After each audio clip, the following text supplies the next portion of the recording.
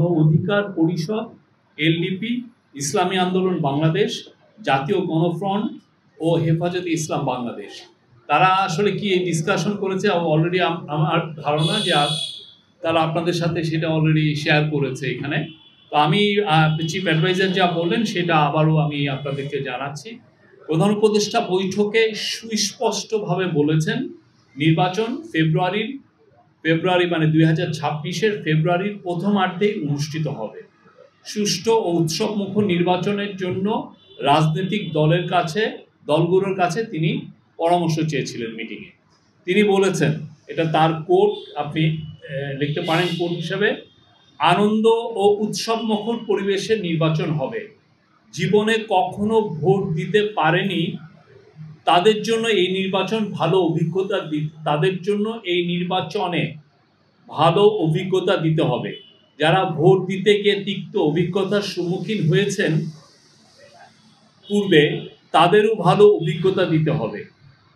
কেউ যেন বলতে না পারে যে আমাকে ভোট দিতে দেওয়া হয়নি। যারা অন্তর্বর্তীকালীন সরকারকে নির্বাচন পর্যন্ত পৌঁছাতে দিতে চায় না, তারা যত রকম ভাবে পারে বাধা দিবে। বাংলাদেশের সত্তাকে গড়ে তুলতে তারা বাধা দিবে। তারা সর্বোচ্চ চেষ্টা করবে নির্বাচন বানচাল করার। এমন পরিস্থিতি সৃষ্টি করার চেষ্টা করবে যাতে নির্বাচন না হয়। এগুলোর কিছু কিছু লক্ষণ এখন দেখা যাচ্ছে, সামনে আরও আসবে। এই জন্য আমাদের আরও সতর্ক হতে হবে। আমাদের চেষ্টা হবে নির্বাচন করার, এবং নির্বাচন ফেব্রুয়ারির প্রথমার্ধে অনুষ্ঠিত হবে। নির্বাচিত সরকারের হাতে আমরা ক্ষমতা হস্তান্তর করব। এবারে নির্বাচন অনন্য নির্বাচন, এটা অন্তর্বর্তীকালীন সরকারের নির্বাচন নয়, এটা এদেশের সকল মানুষের, সকল রাজনৈতিক দলের নির্বাচন। এই নির্বাচনের আকাঙ্ক্ষা হলো ভবিষ্যতের বাংলাদেশ নির্মাণের।